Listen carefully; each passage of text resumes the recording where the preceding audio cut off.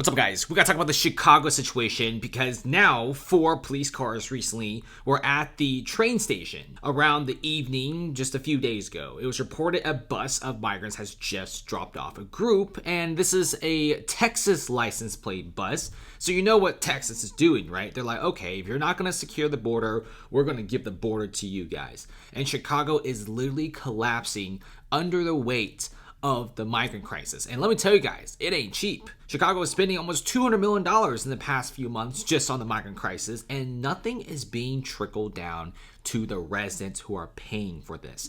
There are a lot of cons in Chicago. This is not a city right now where you want to live in, especially in the south side. Many residents are complaining that nothing ever trickles down to them.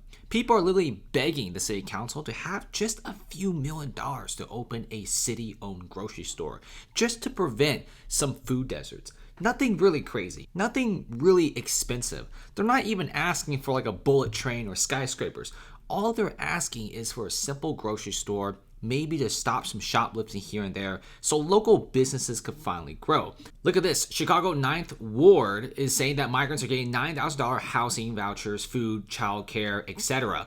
What about the local residents? Do they get anything? Absolutely not. That's why he's very frustrated. He's like, many of the people who voted the current city council and mayor into power are basically getting nothing. Right? The whole point of voting someone in power is to at least get a little bit of what you paid for. A lot of people in Chicago are working class citizens. Do they get any benefits? Absolutely nothing. Right? You got people being evicted, people being homeless, people without enough money, people who want to open a business but don't have enough capital, or if the streets are too dangerous. Is anything really being changed in Chicago? He asked. No, nothing's being changed. And this lady actually stood up against the city council. It's actually insane to finally see someone with some balls. And you do see in the top right corner, there's Mayor Brandon Johnson. He's basically taking it. And what the lady is saying is they voted him into office, and all these people are working class citizens. They pay their fair share of taxes, but they get nothing. She's also saying that many impoverished neighborhoods in Chicago get zero.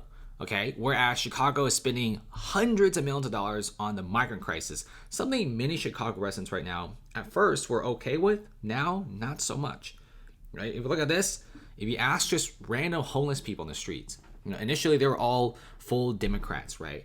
And many people, when you interview them in many of these impoverished neighborhoods, they all say, yeah, I'm going for Trump. That's what this guy is saying. He stated that he wants Donald Trump to return. The migrants have heated shelters, electricity, whereas Americans, we sleep basically like animals outside in little tents, or if we're lucky, maybe in like some sort of an abandoned building.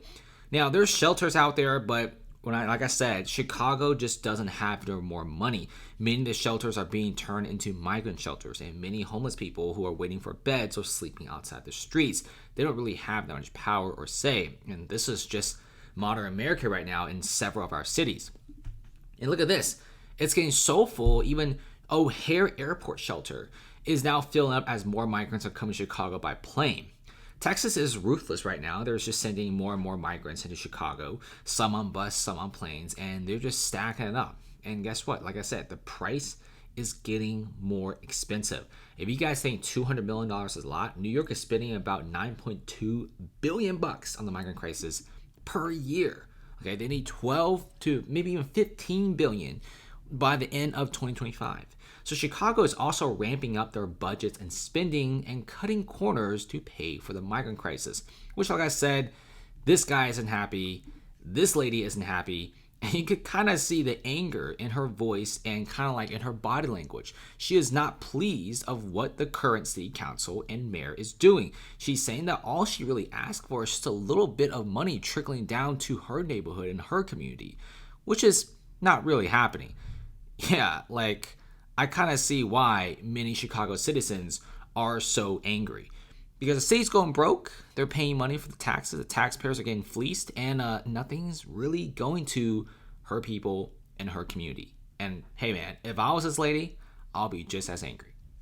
So thanks for watching, guys. Comment below. Do you guys think Chicago can take on this? Like, do you guys think Chicago can recover? Because right now it's looking pretty bad. There's still a massive migrant crisis going on. Chicago doesn't have any more money anymore. Not to mention, trillions of dollars are being flowed out from these sanctuary cities to other cities like Tampa, Miami, and even Vegas. So thanks for watching, guys, and see you later.